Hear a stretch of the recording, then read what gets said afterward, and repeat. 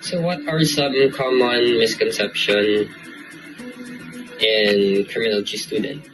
So, one of the most common misconception is that young criminology are overly inflicted by crime media, leading to unrealistic expectation about the field. So, crime media. The crime media affect how popular culture shapes and distorts young criminology's expectation. So, meaning, whether it's in the form of TV shows, movies, podcasts, or true crime documentaries. It has a significant impact on public perception of crime and justice. Many young criminology students are drawn to the field due to the exposure of those kind of things. So they think that those things are easy. They think that it's an easy work, but in reality, work is not easy. It's hard. You still have to undergo studies, training, and everything. It's not just you can solve one case and then you're done. No, it's not. You still have to dig deeper. You still have to find or like some missing puzzle.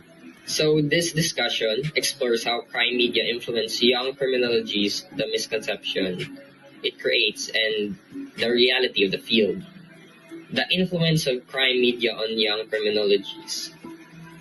Crime-related content such as CSI, Criminal Minds, and Mindhunter present a dramatized version of criminal investigation.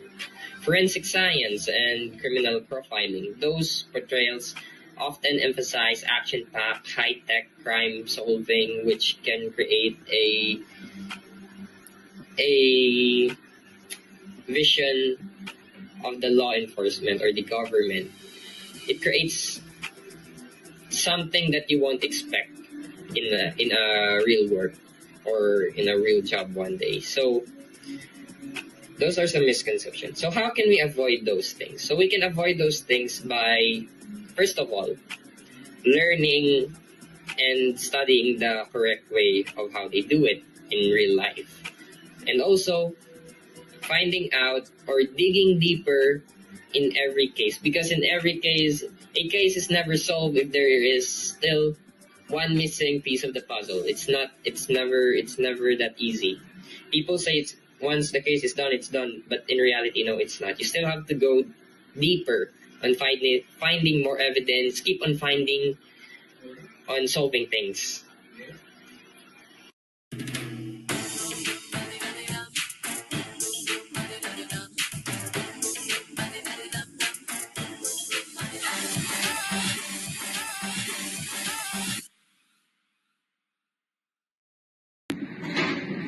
On social media platforms, there is a significant potential for personal information to be shared without a user consent, putting them at risk of identity theft, stalking, harassment, and targeted advertising.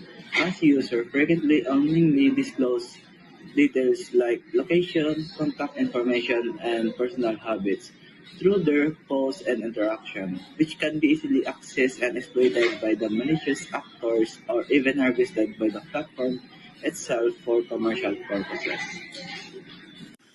This is mostly the case for this generation. To say the least, Gen Z cybersecurity attitudes are alarming. Gen Z's casual approach to cyber risk makes this generation particularly vulnerable to cyber attack. Gen Z is more likely to be open to new digital experiences. This open approach, which promotes creativity and connection, can also make kids less suspicious of possible hazards. According to McKinsey, survey 40% of Generation Z has given permission to access personal information in exchange for free services and discounts. This generation is also prone to keeping sensitive information online, saving passwords insecurely, using unsecured Wi-Fi, staying signed in to their accounts, and putting too much reliance on artificial intelligence. AI solutions are extremely efficient for an age group that values speed and convenience. Furthermore, a Deloitte report stated that 17% of Gen Z are more likely to have their social media accounts hacked, and then 8% of baby boomers. There is a news report in India. Last November 27, 2024, a 25-year-old IT Bombay student lost Rs. 7.29 lakha in a digital arrest fraud. Fraudsters, imitating Telecom Regulatory Authority of India (TRAI), employees blackmailed him with financial penalties and falsely accused him for money laundering. To take action, he gave the scammer his bank account information, allowing them to steal Rs. 7 lakha. It wasn't until the victim researched digital arrest online that he realized he had been scammed. He then filed a complaint with the police. When young people fall prey to internet frauds, the repercussions can be particularly devastating. Their digital identities are fundamental to their life, connecting the social, professional, and educational spheres. When these identities are compromised, the consequence can be severe.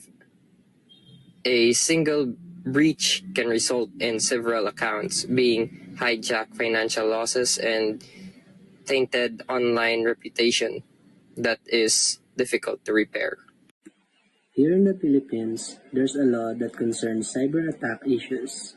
It is the Cybercrime Prevention Act of 2012, which completely addresses crimes committed against and by means of computer system on 12 of September 2012.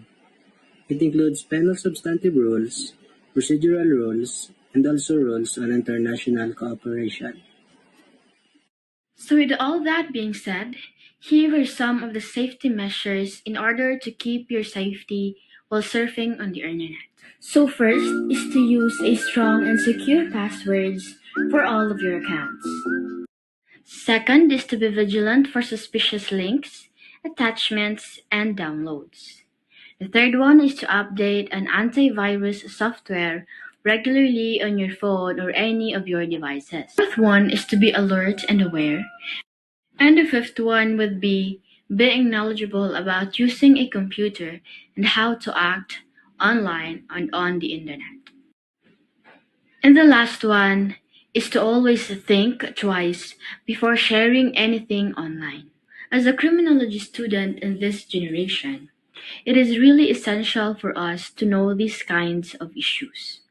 Knowing and studying these kind of issues will provide us with the knowledge and skills that we need to understand and combat modern criminal activity that is increasingly taking place online. It gives us the tools we need to address contemporary cybercrime issues as students. It is also a way of preparing our capacity to take these kinds of issues and shaping us as future law enforcers.